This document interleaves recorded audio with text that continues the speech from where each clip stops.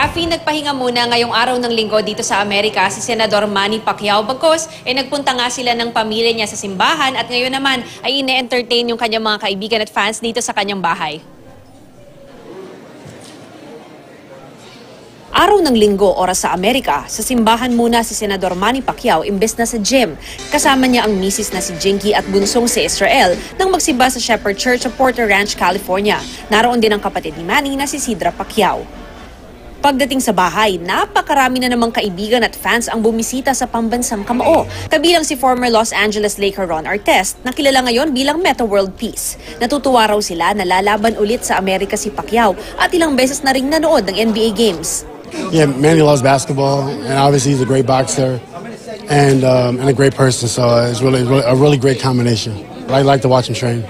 Ano kayang masasabi niya sa bakbakang Pacquiao-Broner? Yeah, I think it's gonna be a really tough fight. Obviously, Manny's still in shape, and Broner has a lot to prove. Manny wants to get the two more big fights, so it's gonna be a really good fight. And I just wish both of them the best of health, coming out of the fight.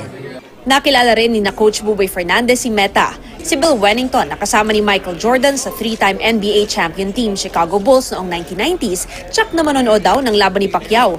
His name is so big, yes, there's a lot of excitement for it. And I think everyone's kind of looking at this as a prelude to another Mayweather fight and looking forward to that. And I think that's what everyone in the boxing world really wants anyway. Binigyan si Manny ng Chicago Bulls training equipment. Nagpa-autograph pa sa kanya si Wennington. Bumisita rin kay Manny ang pamilya ng conditioning coach niyang si Justin Fortune. Nagpa-unlock ng picture at autograph si Pacquiao sa mga fans na dumalaw. Pagkatapos, nag-relax muna siya at nakijamming sa Team Pacquiao. Kumanta pa ng awit para kay Pangulong Duterte.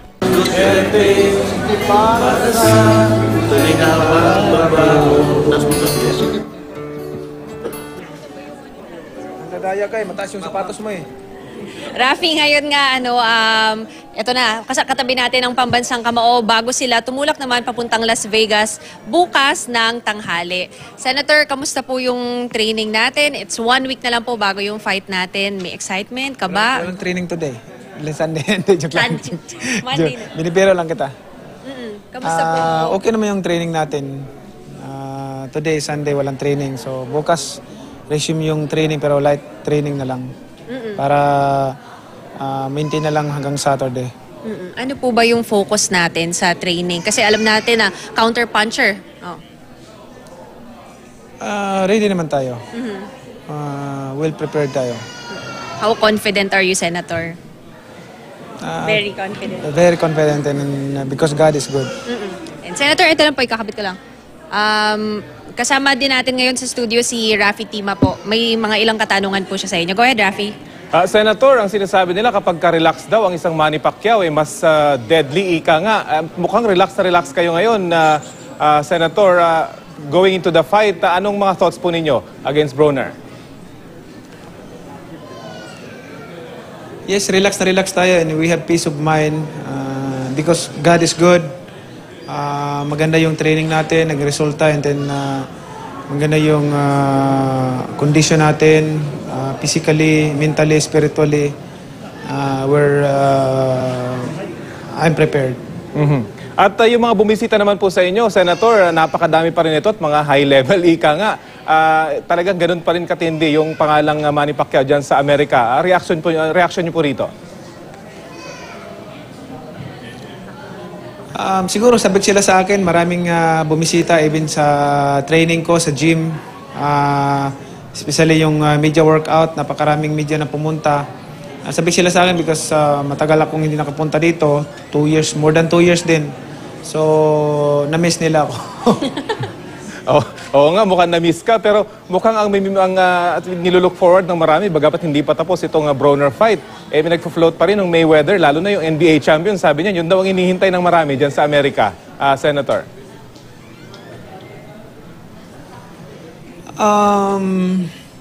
Mahirap magsalita ng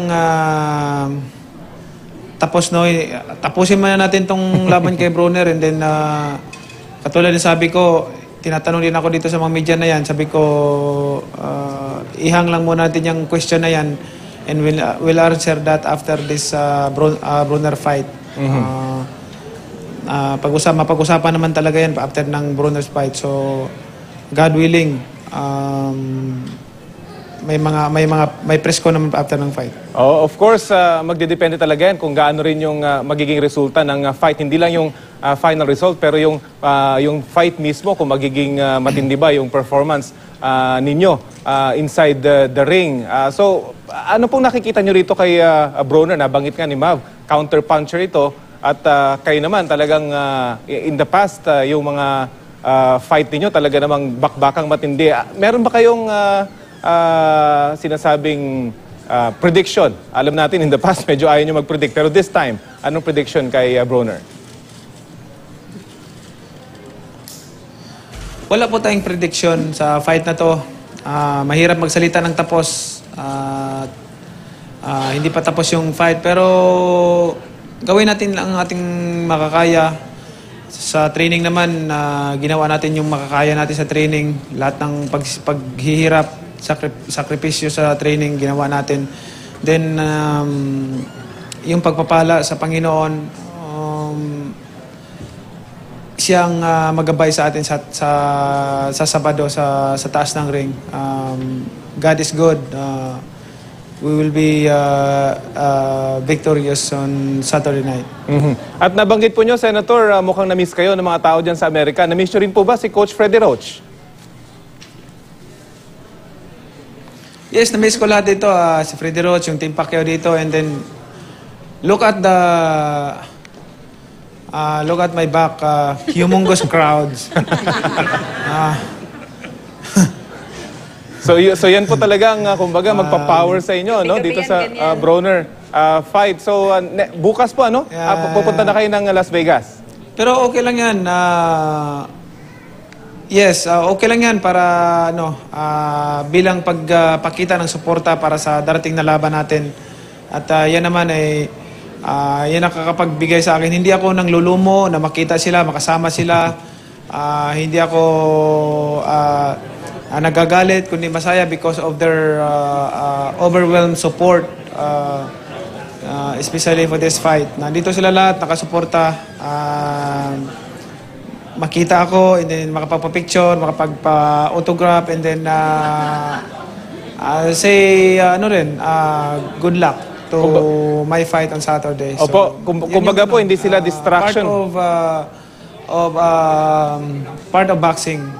Part of boxing yan. With great power comes great responsibility. Yon. Kumbaga hindi po sila distraction kundi inspiration, Senator. Hoy, mahina. Hindi raw distraction. Hindi raw distraction. Kundi inspiration. Hindi naman. Okay. Masaya ako dahil Finally, alam mo, iba kasi ako eh.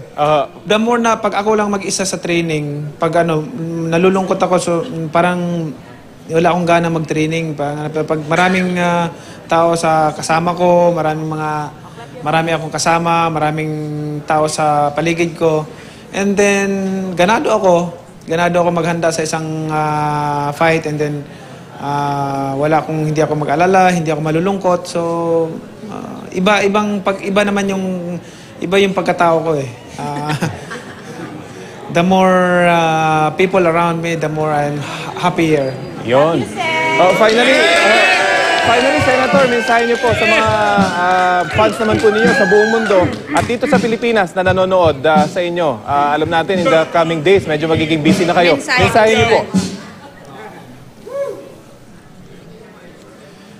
Nais kong pasalamatan ang buong sambayan ng Pilipino, sa mga kababayan ko mga Pilipino. Maraming salamat po sa inyo lahat, and to all the fans, to all my fans around the world, thank you so much for all your support and prayers. Please watch this coming January 19th against Dan Broner. It's gonna be a good fight and memorable fight, once in a lifetime. Thank you so much, and this fight is for you, Filipino people.